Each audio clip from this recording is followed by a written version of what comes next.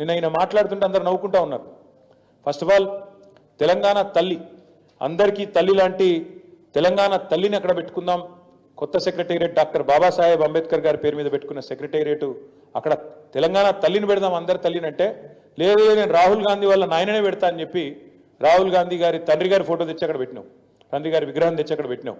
నిన్న నువ్వేదైతే తప్పు చేసినావో, తెలంగాణను అవమానిస్తూ, తెలంగాణ ఆత్మను అగౌరవపరుస్తూ, తెలంగాణ తల్లి ఎక్కడైతే కొలువు ఉండాలనో అమరజ్యోతి మధ్యన అంబేద్కర్ సచివాలయం నడుమ నడుమ తెలంగాణ భవిష్యత్ తరాలకు, భవిష్యత్ పాలకులకు కూడా స్ఫూర్తిగా ఉండాల్సిన ఆ స్థలంలో ఎక్కడైతే తెలంగాణ తల్లి కొలువు తీరాలో అక్కడ నువ్వు రాహుల్ గాంధీ గారి తండ్రిని పెట్టినావు. తప్పకుండా మళ్ళీ చెప్తా ఉన్నా, సకల మర్యాదలతో మేము మళ్ళీ ప్రభుత్వంలోకి వచ్చిన మరుక్షణమే సకల మర్యాదలతో ఆ విగ్రహాన్ని అక్కడి నుంచి తిరిగి నీ గాంధీ భవన్కు పంపిస్తాం. అంతగానం ప్రేమ ఉంటే జూబ్లీహిల్స్లో నీ ఇంట్లో పెట్టుకో, లేదా ఇంకో కాడ పెట్టుకో, కానీ అక్కడ మాత్రం ఖచ్చితంగా తెలంగాణ తల్లి ఉంటుంది. ఇది జరిగి తీరుతుంది. భారతదేశ మాజీ ప్రధాని రాజీవ్ గాంధీ గారు ఈ దేశం కోసం, ఈ దేశంలో కాదు ప్రపంచ శాంతిని కోరి చేసిన ప్రయత్నానికి ఫలితంగా ప్రాణత్యాగం చేసిన ఒక వీరుడు. తెలంగాణ రాష్ట్రం ఇచ్చిన సోనియా గాంధీ భర్త తన యొక్క విగ్రహాన్ని ఈరోజు సెక్రటరియట్ ముందు పెడితే కొంతమంది పిచ్చి సన్నాసులు కాకిగోల చేస్తున్న పరిస్థితి.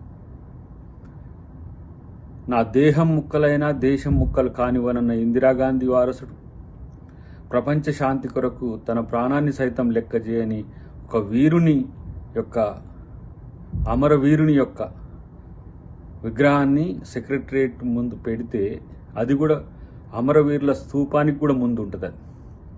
దానికి మీకు వచ్చిన నొప్పేంది? అన్ని బద్మాష్ లెక్కలు చేస్తే, పిచ్చి నకరాలు చేస్తే బాగుండదని చెప్పి హెచ్చరిక చేస్తున్నాం. మీ స్థాయి రాజీవ్ గాంధీని వ్యతిరేకించే స్థాయి ఆత్మపరిశీలన చేసుకోండి. మీరు ఎందుకు పెట్టలేదు తెలంగాణ తల్లి విగ్రహం? ఇప్పుడు గుర్తొచ్చిందా మీకు? వెలేసినట్టు సెక్రటరియట్ బయటనో లేకపోతే బజార్లను తెలంగాణ తల్లి విగ్రహాన్ని పెడతలే కాంగ్రెస్ పార్టీ.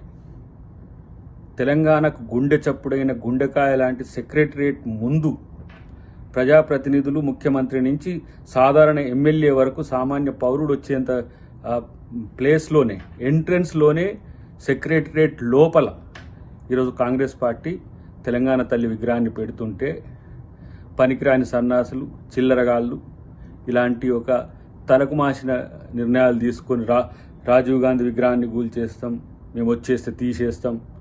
ఏడికి ఇంకా నువ్వు వచ్చేది పీకని? బీజేపీతో కలిసిపోకుండా నువ్వు ఏడికి వచ్చేది? నీకు ఇంకా రాజకీయ బతుకున్నది మీకు టీఆర్ఎస్ పార్టీకి. అటు కేటీఆర్ ఒకడు, ఇటు హరీష్ రావు ఒకడు, ఆ ముసలోడేమో ఇంట్లో అంతాడు. మీకు ఇంకా రాజకీయంగా ఏడ ఉందని మీరు కొట్లాడేది. ఎప్పుడో అగ్రిమెంట్ అయిపోయా బీజేపీతోని. ఇంకెందుకు ఈ పొలిటికల్ డ్రామాలు?